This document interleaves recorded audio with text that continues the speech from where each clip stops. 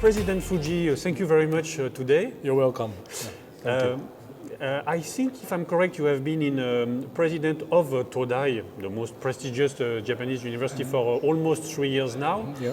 And when you arrived, you made a speech about diversity and inclusion, and you made a policy to bring more women on top. And to me, it seems that the two pools that Japan doesn't use enough yet is women and foreigners. Yeah. Exactly. How can Todai impulse some change towards including more and using more women and foreigners? Right. So for the society, you mean? Yeah. So as for the foreigners, so first of all, in fact, we feel that we have very few undergraduate students foreign countries. Okay. So for graduate student, it's like a 30%, but undergrad, it's like a few percent, a couple of 2%, 3%. Really? So it's so few.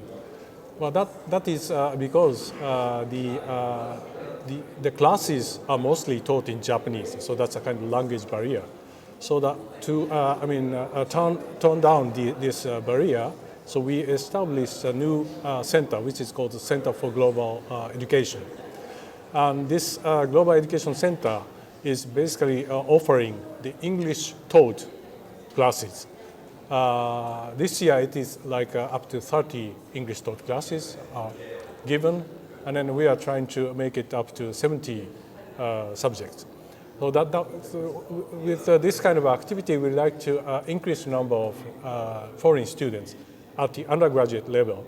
And then that is making kind of, so I hope that will make a kind of big change in the Japanese society, especially like for those who are studying in our university.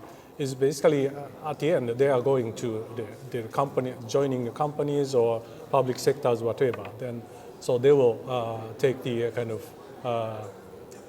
the leader's role in such sectors, and that makes in the long run that makes a kind of big change.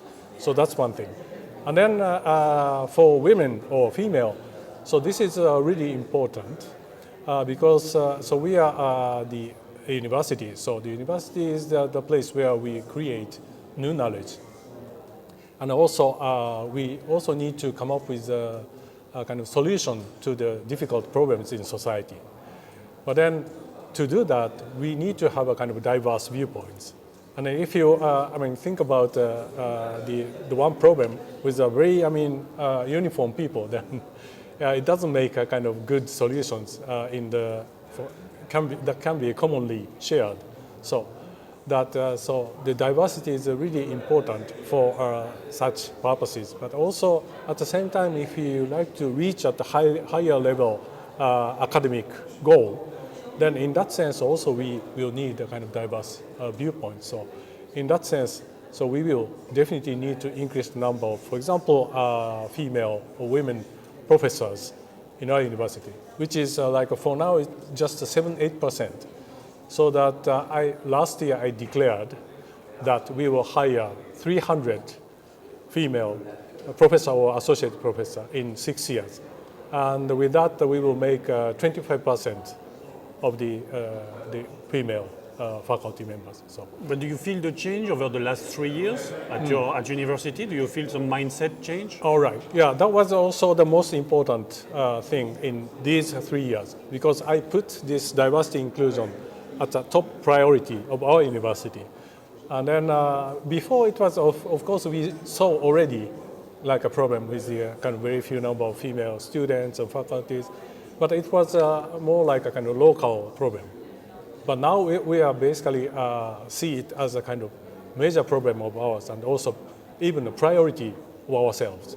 So, and with that, so this kind of idea has already been, shared amongst the members of the university. So that is a kind of big change. And in the field of science, which is your field, do you feel women are going more into, it's called STEM, right? More into curriculum that are more science related?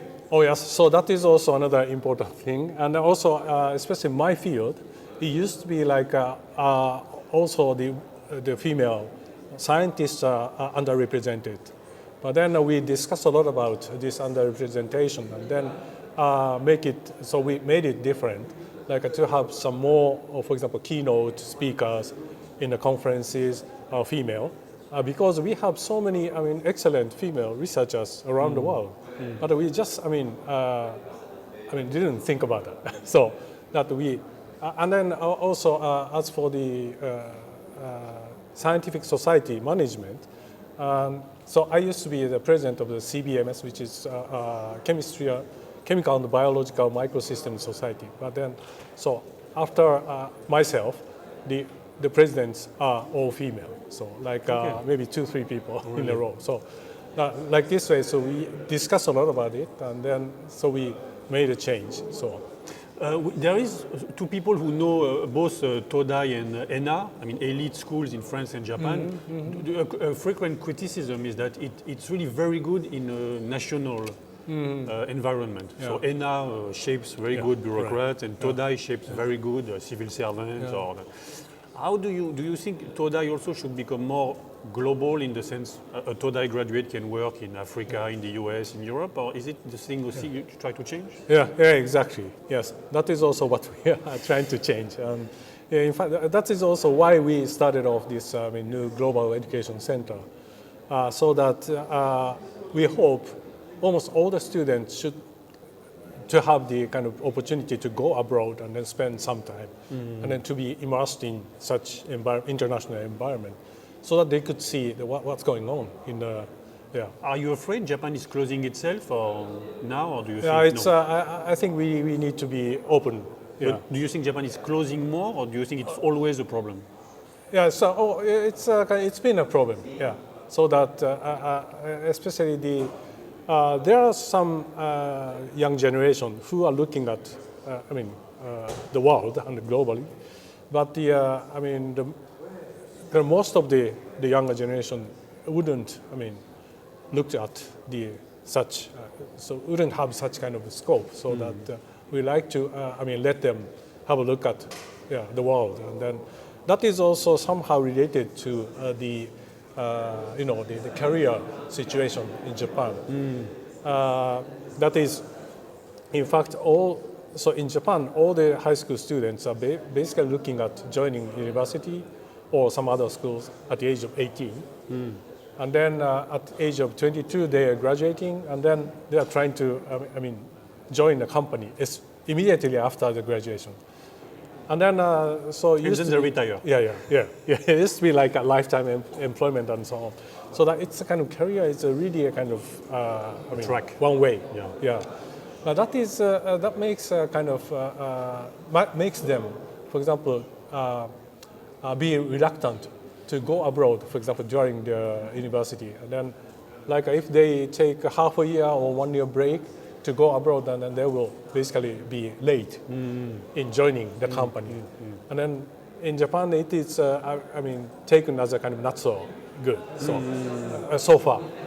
But then now I think this attitude or situation is, changing. Okay. So that, many of the students are thinking about their career by themselves, and then they are taking the initiatives. So that, for example, there are so many students in our university who are joining or who are starting up the company during their student days, and or even right after their graduation, they are joining the new startups or whatever. So that like this way, they are thinking about their career by themselves, and not to joining.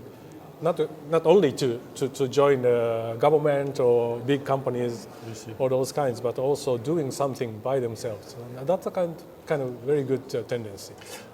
President Fujii, you know very well CNRS, I think. Yes. You've been involved with them. Yeah. What are the good points, or perhaps the bad points, of this French way of studying and research? Yeah. And can you compare it to the Japanese system? Is there things you think Japan should copy or not? Right. Okay. So what is the nicest thing of CNRS is the researchers are basically employed permanently. So it's a kind of permanent employee, and they are civil servants, right? So that makes makes a kind of status of the researchers very stable. This stability makes them be able to think about their own research in the very long run, So very long scope research can be done because they don't have to worry about their, next position or whatever. So that's really nice. And also another nice thing is flexibility of affiliation. So they can, so if they want to start up something new, forming a new team, then they can easily move. Not really easily, but they can move in a different laboratory or different institute. And so they are even, coming to Japan to form a new, to establish a new project with us, for example. So in robotics? Or oh yes. Yeah. So that this is really a kind of flexible, so that the very stable employment and at the same time very flexible affiliation. So that is a really nice part of CNR's operation. And in fact, in Japan, so we university professors are quite stable in a way, but the number is very limited, and many people are employed by the kind of limited term basis, and then especially for younger generation, young scientists. So that makes them looking at the kind of very short term research topics, or they are trying to make a kind of result in a short run. So that is a bit short-sighted. Yeah, not so nice for the scientific. Really, if you like to challenge over to the very big scientific question, then you will need to take time. Stability. Yeah. So that in that sense, if we could come up with a nice way to make a kind of similar system, it will be nice. But at the same time, maybe this civil servant system is also quite inflexible in a way. I see. Yeah. So that that part maybe we could. French government could change this modify. a bit. Yes. I have one last question to the engineer you are. So Japan is really a culture of monozukuri, where the object, the shaping, the manufacturing is really put on a pedestal. Yeah. And some people said Japan is lacking yumezukuri, meaning that you, let's say you take a watch, a very beautiful, very well made watch in Japan, well-crafted watch, will not have the same value as, let's say, a Swiss watch, because there is much more marketing and imagination. Do you think Japan has, doesn't use enough the non-monozukuri part of its strengths? All right. Yeah. Yeah. That's true. Yeah. So so that is also the in the 20th century. So the thing is, all the manufacturing was basically a mass-produced way, and a very high quality and low cost, and making things, so many things at the time. But that is a kind of good thing at that time.